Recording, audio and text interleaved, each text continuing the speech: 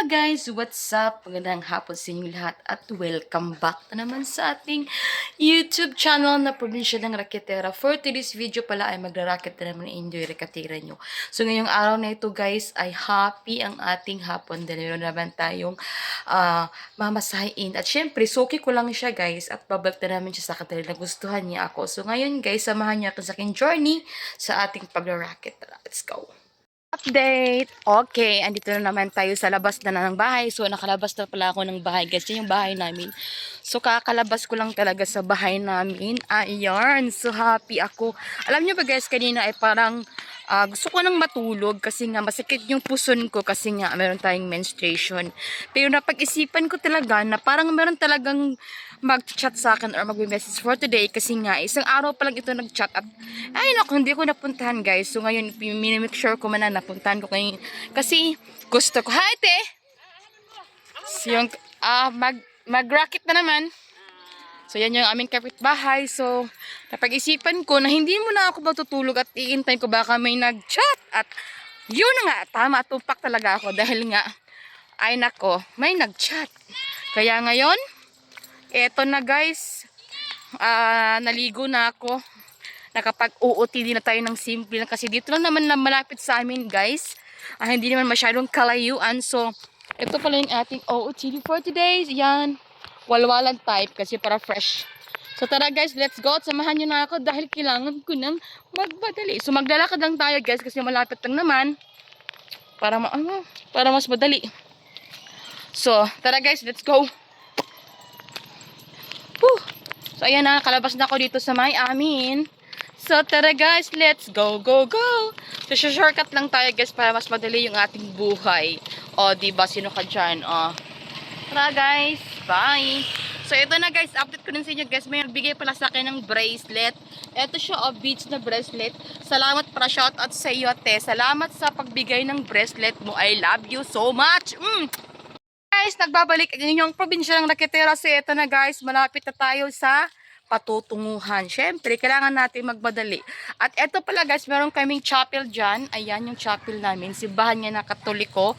So, ayan. So, dito lang banda, straight lang natin yung daanan dito. Kasi nga, ganito ako guys, pag may nagtitext o nagtitchat sa akin na gagawin na racket, kahit na medyo pagod tayo at stress, pero lalaban tayo sa buhay dahil kailangan ng pera.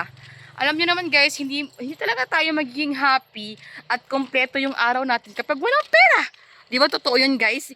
Yung pera talaga nagbibigay ng kaligayahan sa isang tao guys. Kasi nga, nabibili mo yung mga bagay na katulad ng mga ulam, bigas. So syempre, yung mga prioritize talaga nyo, yung inuuna nyo, yung kailangan talaga. At pag sobra na yung pera, tsaka ka bumili sa sarili mo, ayan.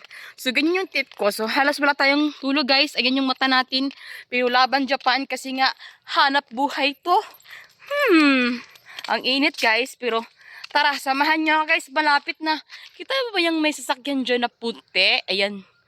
Ayan, dyan. So, hindi nyo napapansin. So, merong puti sa akin. Dyan lang. So, para malaman nyo talaga kung saan ako lagi pupunta. Taga-racket, samahan nyo ako, guys. Happy ako, guys, ngayong araw na ito. Kasi nga, akalain mo, may nag-message. Tama talaga yung mga hinala ng mga raketera, ano? Dahil natutumpak talaga lagi yung mga sinasabi nila na, parang feel ko ngayon mag-chat sa akin. So, meron talaga. Ay, naku naman, oh. So, ayan si Brad. Yung kapitbahay namin. So, hi guys. So yan si Kuya. So malapit na tayo. Ayan na guys, meron papansin ko yung White House dyan. Yan dyan. So nilalakad ko lang to guys ha. Kasi nga naman exercise din ito. Kasi nga para lumit yung bilbil. Charot.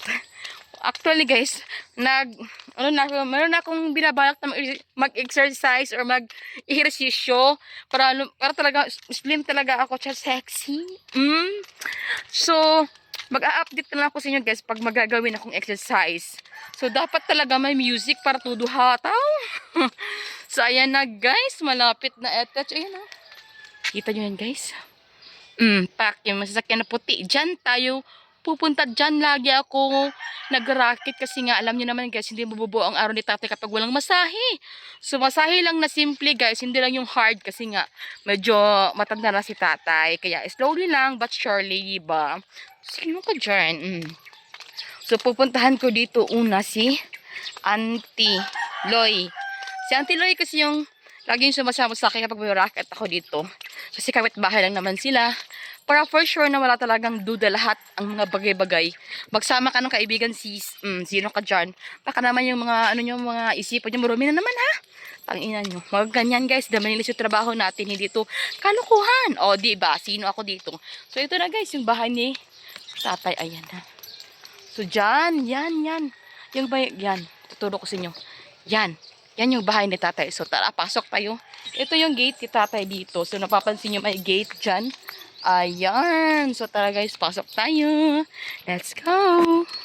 Hey, update. Tapos na ako nagbasage guys. Hindi na ako nagkapag-video doon kasi nga nandoon si Father Daryl, yung father sa simbahan na Katoliko, no. So, ngayon guys, pauwi na tayo.